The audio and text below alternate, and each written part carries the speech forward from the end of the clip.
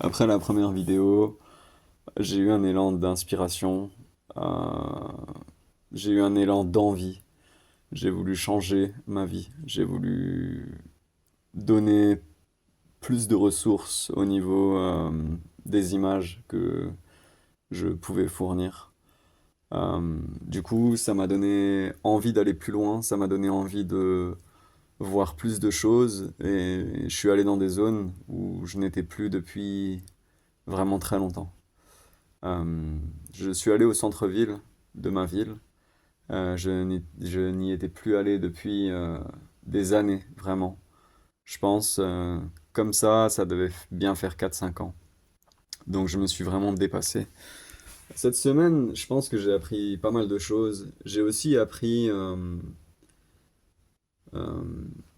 que je vivais plus mes émotions dans ma tête qu'en vrai. Je craignais, je pense, de vivre mes émotions en vrai. Et j'arrivais pas à les expérimenter en vrai. J'arrivais à les expérimenter négativement dans ma tête.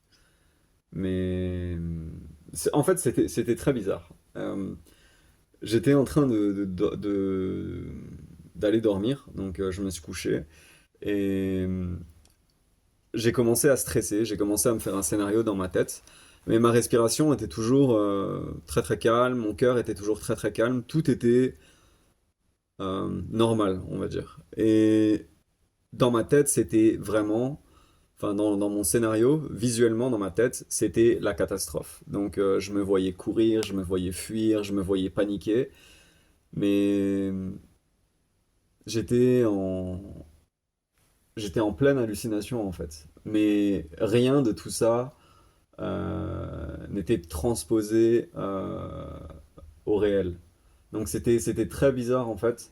Je me voyais à la troisième personne d'au-dessus et je me disais mais en fait j'ai rien.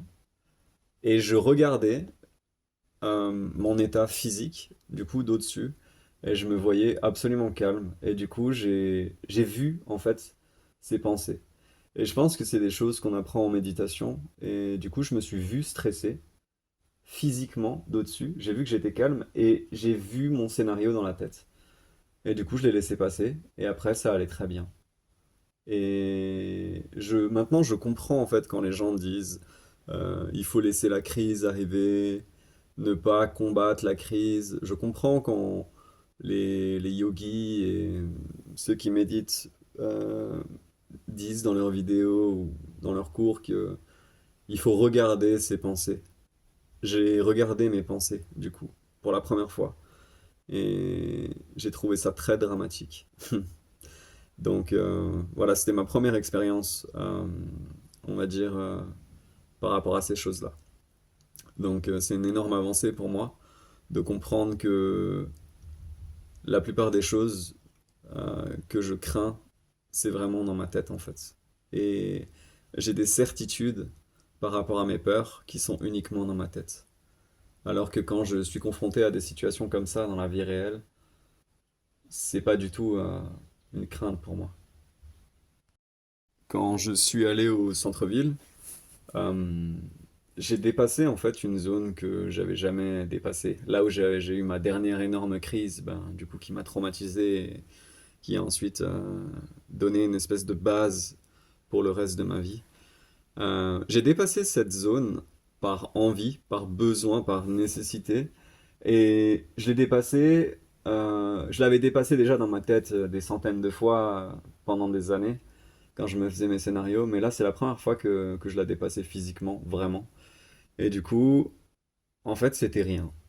Et tout s'est effondré devant moi. Je me suis dit que j'avais perdu énormément de temps. Je me suis dit que le temps était passé sans moi, que la ville avait changé, que j'étais un être oublié en fait. Et au final, après avoir genre juste passé cette zone, tout allait mieux pour moi.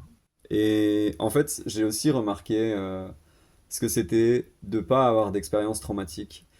Quand j'ai dépassé cette zone, du coup, je suis allé à un endroit où j'habitais à l'époque. Et en fait, dans la rue, j'ai trouvé un petit bout de pétale de fleurs que j'ai ramené avec moi pour coller dans mon journal et faire mon rapport. Et en fait, j'étais ni fier, ni... Enfin si, j'avais un peu de fierté sur le chemin du retour, j'étais heureux. Mais c'était pas non plus un... C'est pas un souvenir pour moi d'être allé là-bas. C'est pas quelque chose de spécial en fait.